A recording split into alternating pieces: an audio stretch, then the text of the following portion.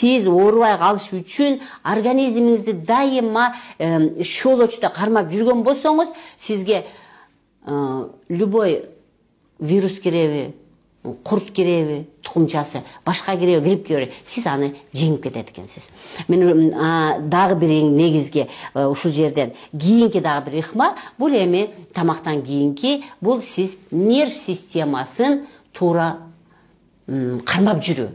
Эртең менен туруп эле сиз кече мага бирөө келип чүчкүрдү эле, мен азыр ошондон эми мен бүгүн ооруп калсам керек деп сиз мээге жаздыңызбы? Болду, сиздин иммундук системаңыз бардыгы ослабевает дейт, мындай коркуп калат, чочуп калат.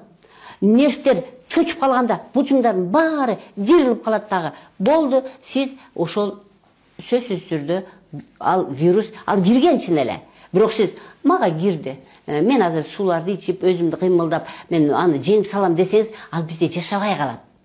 Качан сиз ооруп калат экенсиз? Сиз нерв системасын коркуу сезиминде, үркүү сезиминде, капа болуу сезиминде кармап турган болсоңуз, ал сизде жашап алат экен.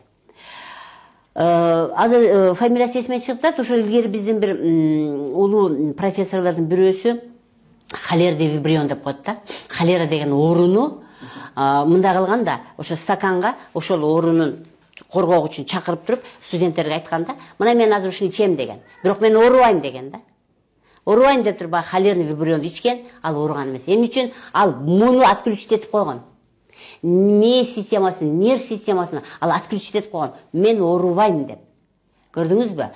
Адам качан ооруп калат? Эң биринчи адам, мен ооруп калам, тиги ооруп калды, мен да ошондой ооруп каламбы? Апам ооруп калды, мен да ошондой ооруп каламбы? Коңшу келип түшкүрүп кетти, мен азыр вирус болуп каламбы? Тигинин баласы вирус болуп келди, мен азыр менин балама жугат, менин балам вирус болуп калабы? Демек, биз өзгөңдү тазалагандан мурун, тамакты жөндөгөндөн мурун, суу ичкенди үйрөнгөндөн мурун, эң биринчи биз нерв системасын жакшы чыңалууда кармашыбыз керек экен да.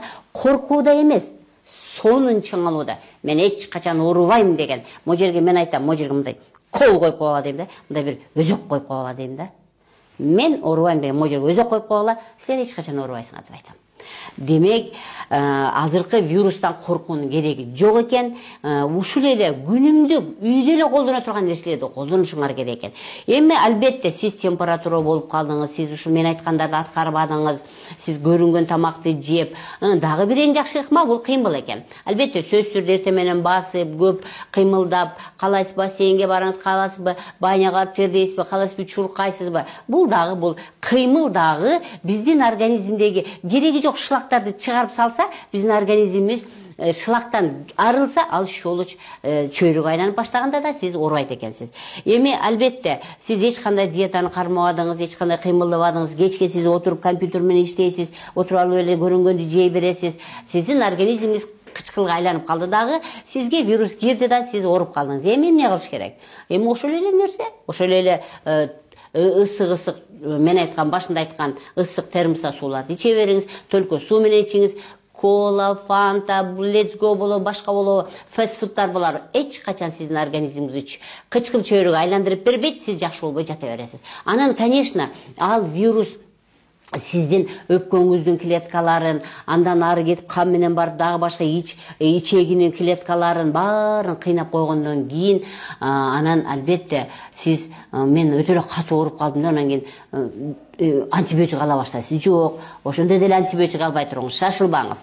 Сиз натуралдык эле ошо чөптөрдү ичиңиз.